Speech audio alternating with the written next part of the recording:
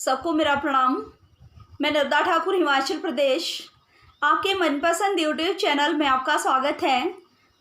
आज हम कक्षा 10वीं NCERT क्षितिज भाग 2 चौथे अध्याय जयशंकर प्रसाद द्वारा रचित आत्मकथ्य को पढ़ने जा रहे हैं। तो सर्वप्रथम हम इनके परिचय जान लेते हैं।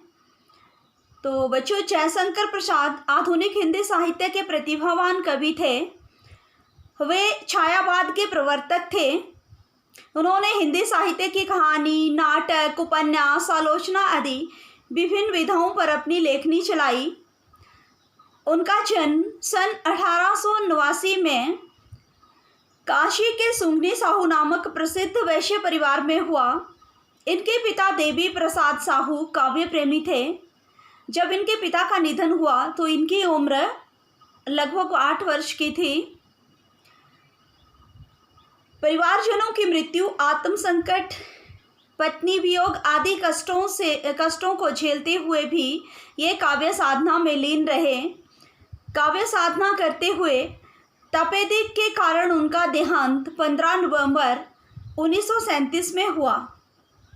तो इनकी जो प्रमुख रचनाएं हैं, काव्य रचना चित्राधार, कानन कुसुम, झरना, लहर, प्रेम पथिक, आंसू, कामायनी इत्यादि इनकी प्रमुख रचनाएं हैं। और नाटक में इनके प्रमुख नाटक हैं चंद्रगुप्त, स्कंदगुप्त, अजातशत्रु, जन्मेजय का नागयज्ञ, ध्रुव स्वामिनी, करुणालय, कामना, कल्याणी, परिणय, प्रायश्चित, सज्जन, राजश्री, विशाख और एक घूंट। कहानियाँ इनकी छाया, प्रतिध्वनि, इंद्रजाल, आकाशद्वीप और आंधी। उपन्यास है इनके कंगाल, तितली, इरावती, जो इनका अपूर्ण उपन्यास है बच्चों। तो आइए पढ़ते हैं। आज आत्मकथ्य के विषय में हम जानकारी हासिल करते हैं। इन्होंने ये आत्मकथ्य कब, क्यों, कैसे लिखी। मुंशी प्रेमचंद जी ने अपनी पत्रिका हंस में छापने के लिए श्री जयशंकर प्रसाद जी से आत्मकथा लिखने का आग्रह किया था। तब इन्होंने इनकार कर दिया था, लेकिन बाद में ये आत्मकथ्य के रूप में इन्होंने अपनी जो कहानी है वो लिखी। सन 1932 में हंस नामक पत्रिका में ये कहानी छपी थी। कवि ने इस कविता में जीवन के यथार्थ को प्रकट करने के साथ साथ अनेक अभावों को भी लिखा था जिन्हें उन्होंने झेला था अपने जीवन में। ठीक है बच्चों, उन्होंने माना था कि उनका जीवन किसी भी सामान्य व्यक्ति के जीवन की तरह ही है और सीधा था, जिसमें कुछ भी विशेष नहीं था। ठीक है बच्चों, वह लोगों की वाहवाही लूटने और उन्हें रोचक लगने वाला नहीं था। ठीक है, जीवन रूपी उपवन में मन रूपी भंवरा गुनगुनाकर जाने अपनी कौन सी कहानी कहता है, पर उसके आसपास पेड़ पौधों की न जाने कितनी पत्तियां मुरझाकर बिखरती रहती हैं। इस नीले आकाश के नीचे न जाने कितने जीवन इतिहास रचे जाते हैं, पर यह व्यंग्य से भरे होने के कारण पीड़ा को प्रकट करते हैं। क्या इन्हें सुनकर सुख पाया जा सकता है? मेरा जीवन तो खाली गागर के समान व्यर्थ ही है, अभावग्रस्त है। इस संसार में व्यक्ति स्वार्थ भरा जीवन जीते हैं। वे दूसरों के सुखों को छीनना चाहते हैं और स्वयं सुखी होना चाहते हैं। यह जीवन की विडंबना है।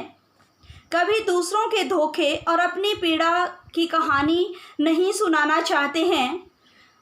वह नहीं समझते हैं कि उनके पास दूसरों को सुनाने के लिए कुछ मीठी बातें हैं। ठीक है बच्चों, उन्हें जो कुछ भी प्राप्त हुआ वो भी आधा अधूरा ही था या स्वप्न बनकर ही रह गया था। उसकी यादें तो थके हुए यात्री के समान हैं, जिसमें कहीं सुखद यादें नहीं हैं। कोई भी उसके कभी मन में छिपी दुख भरी बातों को क्यों जानना चाहेगा। कभी की जो मन में छुपी हुई दुख भरी बातें हैं, कोई उनके विषय में क्यों जानना चाहेगा। ठीक है बच्चों, तो इसलिए वो चुप ही रहना चाहते हैं। वो समझते हैं कि लोग उनके विषय में ये ना सोचें कि हम ही इनके सुख को भंग करने वाले या लूटने वाले थे, ठीक है। इसलिए इनके जो हृदय में छिपी हुई पीड़ाएं हैं वो मौन भाव से थक कर सो गई थी और कभी उन्हें जगाना उचित नहीं समझता, न ही यह चाहता है कि कोई उसके जीवन और कष्टों को जाने, ठीक है बच्चों। तो हम पढ़ते हैं। मधुप गुनगुनाकर कह जाता कौन कहानी यह अपनी, मुरझाकर गिर रही पत्तियां देखो आज कितनी घनी। इस गंभीर अनंत नीलिमा में असंख्य जीवन इतिहास, यह लोग करते ही रहते हैं अपना व्यंग्य मलिन उपहास।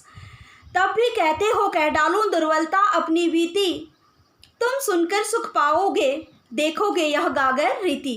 तो कुछ कठिन शब्द बच्चों। मधुप मतलब भंवरा, ये मन रूपी भंवरा, ठीक है। घनी मतलब अत्यधिक। अनंत नीलिमा अंतहीन विस्तार, असंख्य जिसकी गणना ना की जा सके, ठीक है बच्चों।